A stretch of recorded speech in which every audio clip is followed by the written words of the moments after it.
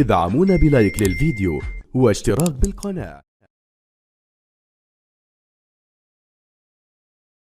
كرام، حين يعلو صدى النشيد الوطني الجزائري قسما تتوقف الأنفاس وترتجف القلوب فخرا وعزة. كلمات خالدة لا تروي مجرد تاريخ بل تشعل نار الصمود في كل جزائري وتذكر بالعزيمة التي لم تنكسر والتضحيات التي لا تنسى.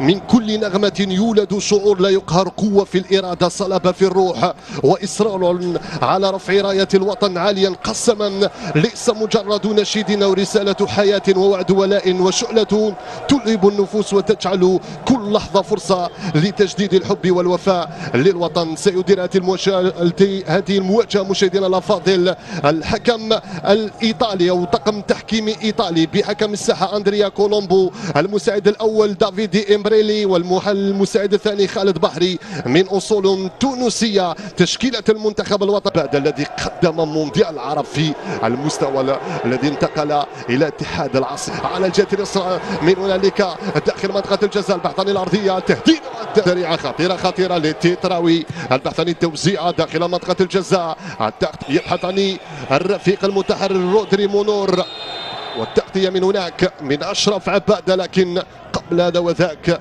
كانت هنالك وضعية سمورة لا تروي مجرد تاريخ. كرة إصابة داخل منطقة الجزاء، البحث عن التهديد والتسديد. الخطورة ما زالت في رياضة. حين يعلو صدى النشيد الوطني الجزائري قسما مباشرة إلى توقف لكندرسون. نشهد مشاهدينا المحاولة بعد هذا المرور، بعد كرة بالعقل من ايت نوري. 32 سنة، 78 مباراة.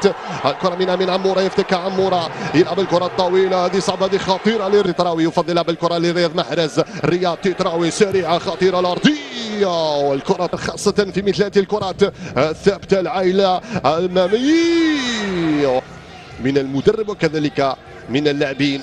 كرة في الخط الخلفي، مارسيلو تيتراوي خريج أكاديمية أتلتيك بارادو، ينشط في 79 مباراة مع الخضر، سجل 7 أهداف والانطلاقة لريان، يبحث عن التقدم ريان. هذا المعتبر من لاعبي الخضر في المناطق الخلفية، ملعوبة على مستوى الكاميرا الثاني، والتغطية والإبعاد من محمد أمين عمورة. قطعت واسترجعت، هاي كرة، هاي صعبة، هاي خطيرة.